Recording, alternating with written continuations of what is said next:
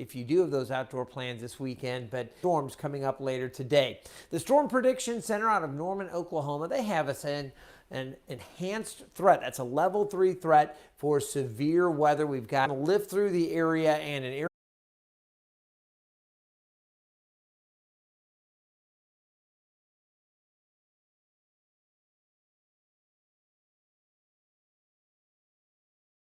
and that will likely produce some stronger cells, potential for some supercell or rotating updrafts with these cells that develop and some of these storms a little bit later in the afternoon and especially into the evening. Risks with these storms include possibility of tornadoes. I'll talk more about that, damaging winds and large hail. So what's going on with this? Well, this is specifically the tornado outlook for Friday. And you know, back in the Midwest, you get these elevated tornado risks frequently.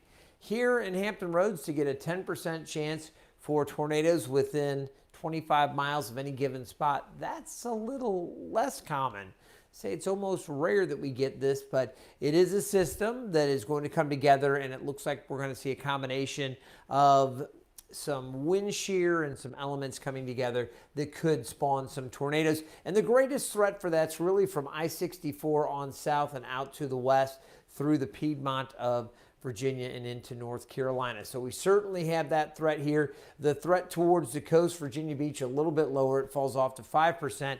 But I want everybody in the 13 News Now viewing area. We're talking from the eastern shore, the northern neck, middle peninsula, southeast Virginia, and all of northeast North Carolina. Stay weather aware. It's so important. So what's going on? What's going to create this? Well, we take a look out to the west. We've got some unsettled weather. There's some pretty heavy rains out there. Just a few sprinkles to our west right now. And you can see we have winds coming up from the south and the southwest. A little bit of a southeasterly component this morning. An area of low pressure here and another one along a frontal boundary that extends out from it. This warm front lifts through the area. That allows warm, moist air to build in across our region. Highs today generally in the mid-70s to upper 70s, a little warmer south. It'll stay cooler north of that front. But as that front lifts north, this low pressure is going to ride along the front, and it's going to, again, bring that enhanced opportunity for those stronger storms later this afternoon and into the evening. So the whole system pushes through. Once it moves offshore, the winds on the backside will be kicking up, and that's going to bring about some other issues into early next week. Now let's pick up our futurecast, and there is a lot going on, admittedly, on this map. I've got winds at 2 different levels placed on this map. You can see kind of where the clouds would be as the model projects them and some areas of what. We've got all this going on, and we normally don't, is to show you the surface winds here with the white arrows are coming up from the southeast.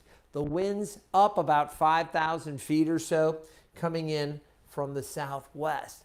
And these are winds. So as the system comes in, you've got the directional change with the winds, a little bit of shear there, and there's going to be some enhanced wind speed as well. We've got some wind shear to deal with, and this is going to contribute with developing cells, perhaps producing some of those rotating updrafts and the potential for supercells and tornadic thunderstorms. So that's what the concern is, especially as we get into the evening.